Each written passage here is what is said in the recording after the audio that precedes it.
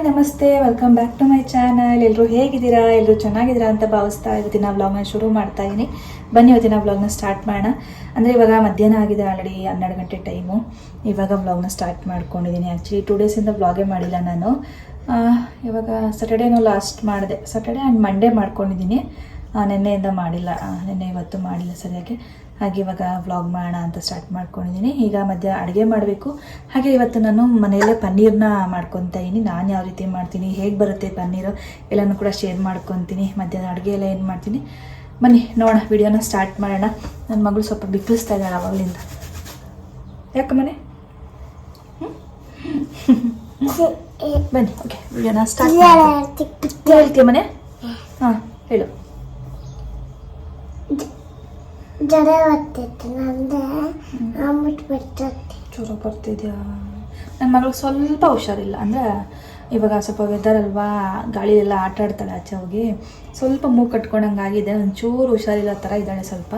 ನೋಡಬೇಕು, ಇವಾಗ ಸ್ಟೀಮ್ ಕೊಡೋಣ ಅಂತ ಅಂದ್ಬಿಟ್ಟು ಸ್ಟೀಮ್ ಕೊಡೋಣ ಅಂತ ಕರ್ಕೊಂಡು ಬಂದೆ. ಹಂಗೆ ನೀವು ಸ್ಟೀಮ್ ತೊಗೊತೀರ, ಹಂಗೆ ನಾನು ಕೆಲಸ ಮುಗಿಸ್ಕೊತೀನಿ ಇಲ್ಲಿ ಅಡುಗೆ ಕೆಲಸ ಅಂತ ಅಂದ್ಬಿಟ್ಟು ಸ್ವಲ್ಪ ಮೂಗು ಕಟ್ಕೊಂಡಂಗೆ ಆಗಿದೆ. ಅಷ್ಟು ಬಿಟ್ಟರೆ ಇನ್ನೇನು ಸೀರಿಯಸ್ ಆಗಿ ಏನಿಲ್ಲ. ಪಿಕ್ಲ್ಸ್ ನೀರು ಕುಡಿ ಬನ್ನಿ, ಒಂದು ಸ್ವಲ್ಪ ನೀರು ಕೊಡ್ತೀನಿ ಆಯಿತಾ? ಓಕೆ ಬನ್ನಿ ವಿಡಿಯೋನ ಸ್ಟಾರ್ಟ್ ಮಾಡೋಣ. ಅಡುಗೆ ಮಾಡ್ತಾ ಮಾಡ್ತಾ ಹಾಗೆ ಇಲ್ಲಿ ಕುತ್ಕೊಂಡಿರು ನೀನು, ನಾನು ನೀರು ಕೊಡ್ತೀನಿ ನಿಮಗೆ. ಮುಟ್ಬೇಡದು, ಸ್ವಲ್ಪ ನೀರು ಕೊಡಿ.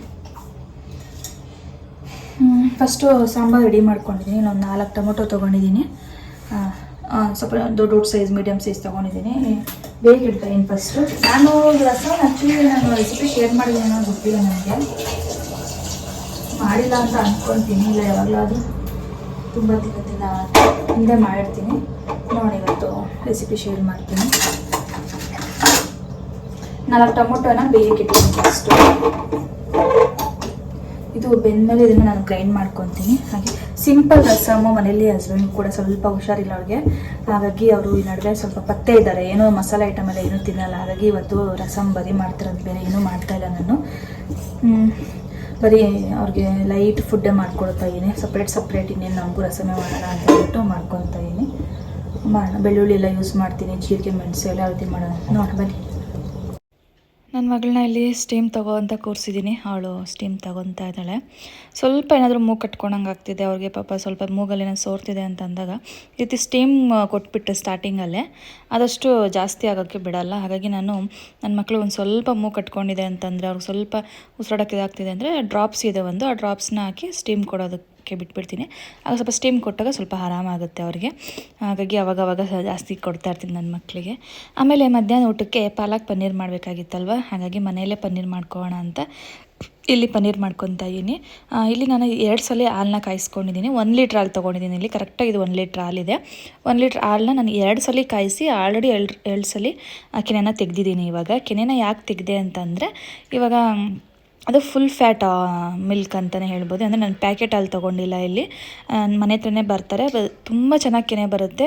ಅದು ಫುಲ್ ಫ್ಯಾಟ್ ಮಿಲ್ಕ್ ಅಲ್ವಾ, ಹಾಗಾಗಿ ಜಾಸ್ತಿ ಫ್ಯಾಟ್ ಇರೋವಂಥ ಪನ್ನೀರ್ ಬೇಡ ಅಂತ ಅಂದ್ಬಿಟ್ಟು, ಈಗ ಮೊದಲೇ ನಾನು ಸ್ವಲ್ಪ ಹೆಲ್ತ್ ಕಾನ್ಷಿಯಸ್ಸು, ವೆಯ್ಟ್ ಲಾಸ್ ಅಂತ ಹೇಳ್ತಿರ್ತೀನಲ್ವ, ಹಾಗಾಗಿ ಫ್ಯಾಟ್ ಇರೋದು ಬೇಡ ಅಂತ ಅಂದ್ಬಿಟ್ಟು ಸ್ವಲ್ಪ ಕೆನೆ ಎಲ್ಲ ತೆಗೆದುಬಿಟ್ಟು ಆಮೇಲೆ ಪನ್ನೀರ್ ಮಾಡ್ಕೊಳ್ಳೋಣ ಅಂತ ಅಂದು 2 ಸಲ ಕೆನೆ ಎಲ್ಲ ತೆಗೆದು, ಇವಾಗ ಇನ್ನೇನು ಹಾಲು ಕುದಿಯೋಕ್ಕೆ ಬರೋ ಟೈಮಲ್ಲಿ 1 ನಿಂಬೆಹಣ್ಣ ಕಟ್ ಮಾಡಿಕೊಂಡು ರಸ ಹಿಂಡಿ, ಇವಾಗ ಫುಲ್ ಆ ನಿಂಬೆ ರಸ ಎಲ್ಲನೂ ಕೂಡ ಆ್ಯಡ್ ಮಾಡ್ಕೊಂಡು ವಿತಿನ್ ಸೆಕೆಂಡಲ್ಲೇ ಅದು ಒಡೆದೋಗುತ್ತೆ. ಹಾಲು ಒಡೆದಾಗ ಈ ರೀತಿ ಸಪ್ರೇಟ್ ಆಗುತ್ತೆ, ನೀರು ಸಪ್ರೇಟು ಪನ್ನೀರ್ ಸಪ್ರೇಟ್ ಆಗ್ತದೆ.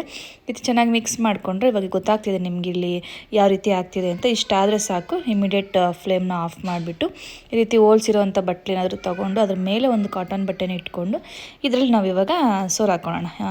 ಇವಾಗ 1 ಲೀಟ್ರ್ ಹಾಲಿಗೆ ಎಷ್ಟು ಪನ್ನೀರ್ ಬರುತ್ತೆ ಅಂತ ನೋಡೋಣ, ನೀವೇ ನೋಡ್ಬೋದು ಎಷ್ಟು ಬರುತ್ತೆ ಅಂತ ಅಂದ್ಬಿಟ್ಟು.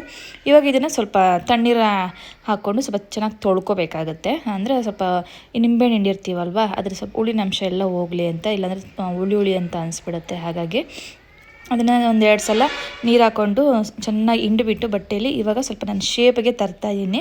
ಈ ರೀತಿ ಪ್ರೆಸ್ ಮಾಡ್ತಾಯಿದ್ದೀನಿ ನೋಡಿ, ಬಾಕ್ಸ್ ಟೈಪ್ ಸೇಮ್ ನಾವು ನಂದಿನಿ ಪನ್ನೀರು, ಮಿಲ್ಕಿ ಮಿಸ್ಟ್ ಎಲ್ಲ ಯಾವ ರೀತಿ ತರ್ತೀವಲ್ಲ ಇದೇ ಶೇಪಲ್ಲೇ ಇರುತ್ತೆ ಆಲ್ಮೋಸ್ಟು. ಹಾಗಾಗಿ ಅದೇ ರೀತಿಯಾಗಿ ಇರಲಿ ಅಂತ ಅಂದ್ಬಿಟ್ಟು, ಇನ್ನೊಂದು ನಮ್ಮ ಮನೇಲಿ ಪನ್ನೀರ್ ಮೇಕರು ಅದೆಲ್ಲ ಏನೂ ಇಲ್ಲ, ಯಾರು ಕೂಡ ಇಟ್ಕೊಳಲ್ಲ.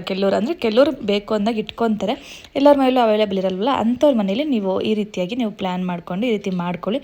ಸೇಮ್ ಮನೆಯಲ್ಲೇ ಅಂದರೆ ಹೊರಗಡೆ ತರ್ತೀವಲ್ಲ ಅದೇ ಥರನೇ ಇರುತ್ತೆ, ಸೇಮ್ ಮನೇಲಿ ಮಾಡ್ದಂಗೆ ಅಂತ ಅನ್ಸಲ್ಲ, ಹೊರಗಡೆಯಿಂದ ತಂದೀವಿ ಅಂತ ಅನಿಸುತ್ತೆ, ಸೇಮ್ ಅದೇ ರೀತಿಯಾಗಿ ಬರುತ್ತೆ ನೋಡಿ. ಈ ರೀತಿಯಾಗಿ ಮಾಡಿಕೊಂಡು ಚೆನ್ನಾಗಿ ಪ್ರೆಸ್ ಮಾಡ್ಕೊತೀನಿ. ಕೆಳಗಡೆ ಒಂದು ಬಟ್ಲು ಇಟ್ಕೊಂಡಿರ್ತೀನಿ ನೀರೆಲ್ಲ ಸೋರ್ಕೊಳ್ಳಿ ಅಂತ ಅಂದ್ಬಿಟ್ಟು ಇಟ್ಬಿಟ್ಟು, ಒಂದು ಭಾರವಾಗಿ ಏನಾದ್ರೂ ಟೈಟಾಗಿ ಈ ಥರ ಒಂದು ಕಲ್ಲು ಇಟ್ಟಿದ್ದೀನಿ ಅಷ್ಟೇ, ಒಂದು ಪ್ಲೇಟ್ ಇಟ್ಬಿಟ್ರೆ ಆಲ್ಮೋಸ್ಟ್ ಒಂದು 1 ಅವರ್ ಬಿಟ್ಟರೆ ಸಾಕು, ಕರೆಕ್ಟಾಗಿ ಸೆಟ್ ಆಗುತ್ತೆ.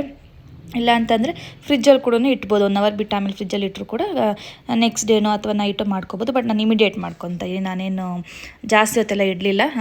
ಈ ಅಡುಗೆ ಎಲ್ಲ ಮುಗಿಸೋ ಅಷ್ಟರಲ್ಲಿ ಅದನ್ನು ಕೂಡ ಸೆಟ್ ಆಗುತ್ತೆ ಅಂತ ಅಂದ್ಬಿಟ್ಟು ಮಾಡ್ಕೊತಾಯಿನಿ.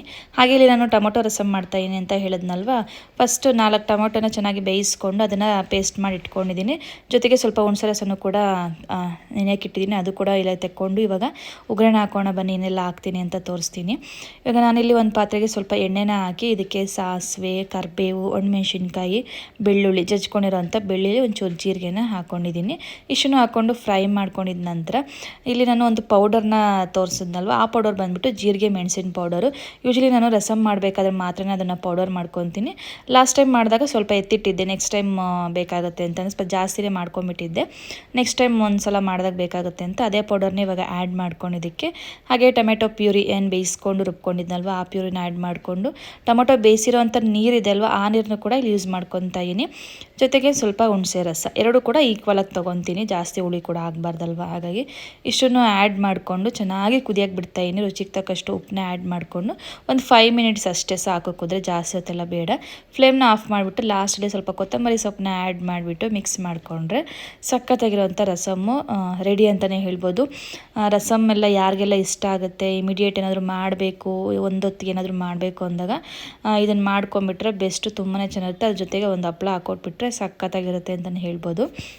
ಹಾಗೆ ಜೀರಿಗೆ, ಮೆಣಸು, ಬೆಳ್ಳುಳ್ಳಿ ಎಲ್ಲ ಹಾಕಿರೋದ್ರಿಂದ ಜ್ವರ ಬಂದವ್ರಿಗೆ, ಹಾಗೆ ಹುಷಾರಿಲ್ಲ ಅಂದವ್ರಿಗೆ ಲೈಟಾಗಿರಬೇಕು ಅಂದಾಗ ಈ ರೀತಿ ಮಾಡ್ಕೊಂಡು ತಿನ್ನೋದ್ರಿಂದ ಜೀರ್ಣ ಆಗುತ್ತೆ ಚೆನ್ನಾಗಿ, ಹಾಗೆ ಹಸು ಕೂಡ ಚೆನ್ನಾಗಾಗುತ್ತೆ.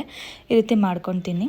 ಹಾಗೆ ಇಲ್ಲಿ ಬನ್ನಿ, ಪಾಲಕ್ ಪನ್ನೀರ್ನ ಇವತ್ತು ನಾನು ಈ ಹೈದ್ರಾಬಾದಿ ಪನ್ನೀರ್ ಅಂತ ಕರೀತಾರಲ್ವ, ಆ ಸ್ಟೈಲಲ್ಲಿ ಮಾಡ್ತಾಯಿದ್ದೀನಿ. ನಾನು ಪಾಲಕ್ ಪನ್ನೀರ್ ಅಂತ ನಿಮ್ಗೆ ಹೇಳಿದೆ, ಬಟ್ ಅದು ನಾನು ಹೈದ್ರಾಬಾದಿ ಸ್ಟೈಲಲ್ಲಿ ಮಾಡ್ಕೊತಾ ಇದ್ದೀನಿ.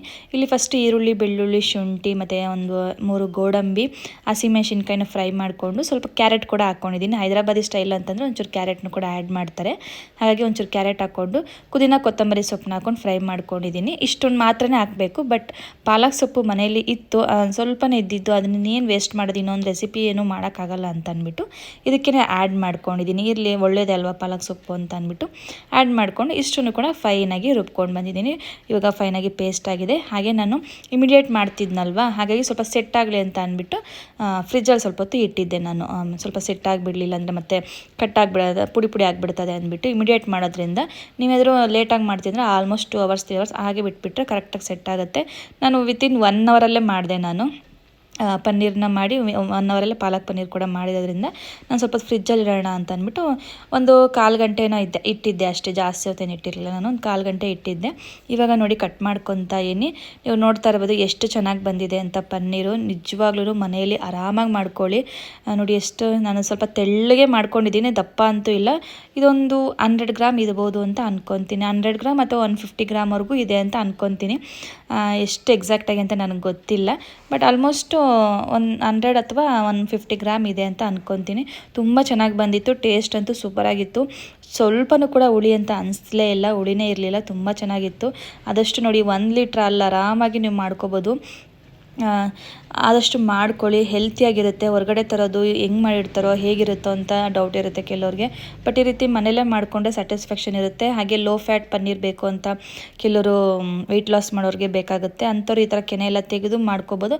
ಇಲ್ಲ ವಿತ್ ಕೆನೆನೂ ಕೂಡ ಮಾಡ್ಕೋಬೋದು. ಇಮಿಡಿಯೇಟ್ ಕೆನೆ ಎಲ್ಲ ತೆಗೆದಿರ ಬರೀ ಹಾಲನ್ನ ಕಾಯಿಸಿ ಮಾಡಿಕೊಂಡ್ರೆ ಮಕ್ಕಳಿಗೆಲ್ಲ ವಿತ್ ಫ್ಯಾಟ್ ಪನ್ನೀರ್ ಕೊಟ್ಟರು ಕೂಡ ಅವ್ರಿಗೂ ತುಂಬ ಒಳ್ಳೆಯದು, ವೆಯ್ಟ್ ಗೇನ್ ಆಗೋಕ್ಕೆಲ್ಲ ಹೆಲ್ಪ್ ಮಾಡುತ್ತೆ. ಹಾಗೆ ನೆಕ್ಸ್ಟ್ ಇಲ್ಲಿ ನಾನು ಮಸಾಲೆನ ಏನು ರುಬ್ಕೊಂಡಿದ್ನಲ್ಲ ಅದನ್ನು ಆ್ಯಡ್ ಮಾಡ್ಕೊಂಡಿದ್ದೀನಿ. ಹಾಗೆ ಪನ್ನೀರನ್ನ ಕೂಡ ಸ್ವಲ್ಪ ರೋಸ್ಟ್ ಮಾಡ್ಕೊಂಡಿದ್ದೆ ಫಸ್ಟೇ. ನಂತರ ಚಿಲ್ಲಿ ಪೌಡರು, ಗರಂ ಮಸಾಲ, ಧನಿಯಾ ಪೌಡರು, ಜೀರಾ ಪೌಡರ್ನ ಆ್ಯಡ್ ಮಾಡಿಕೊಂಡು ಚೆನ್ನಾಗಿ ಕುದಿಸಿ ಲಾಸ್ಟಲ್ಲಿ ಪನ್ನೀರನ್ನ ಆ್ಯಡ್ ಮಾಡ್ತಾಯಿದ್ದೀನಿ. ಹಾಗೆ ಇದಕ್ಕೆ ಸ್ವಲ್ಪ ಮೊಸರು ಹಾಕ್ಕೊಂಡಿದ್ದೆ, ಗಟ್ಟಿ ಮೊಸರು. ನಾನು ಮನೆಯಲ್ಲೇ ಮೊಸರು ಮಾಡ್ಕೊತೀನಿ, ಅದನ್ನು ಕೂಡ ಹೊರಗಡೆ ತರೋದಕ್ಕೆ ಹೋಗಲ್ಲ. ಗಟ್ಟಿ ಮೊಸರು ಕೂಡ ಆ್ಯಡ್ ಮಾಡ್ಕೊಂಡಿದ್ದೀನಿ. ಇದು ಬಂದ್ಬಿಟ್ಟು ಒಂದು ಹೈದರಾಬಾದಿ ಸ್ಟೈಲಲ್ಲಿ ಪನ್ನೀರ್ ಮಾಡಿರೋ ಅಂಥದ್ದು, ಹಾಗಾಗಿ ರೆಸಿಪಿ ಈ ರೀತಿಯಾಗಿದೆ. ಪಾಲಕ್ ಪನ್ನೀರು ಹಾಗೆ ಜೊತೆಗೆ ಚಪಾತಿ ಕಾಂಬಿನೇಷನು ಸೂಪರಾಗಿತ್ತು. ನಿಮ್ಗೆ ಯಾರಿಗಾದರೂ ಪನ್ನೀರ್ ಮಾಡಬೇಕು ಅಂತ ಇದ್ದರೆ ಆರಾಮಾಗಿ ಮಾಡಿ, ಈಸಿಯಾಗಿ ಬೇಗನೆ ಮಾಡ್ಕೊಂಬಿಡ್ಬೋದು ಮನೆಯಲ್ಲೇ.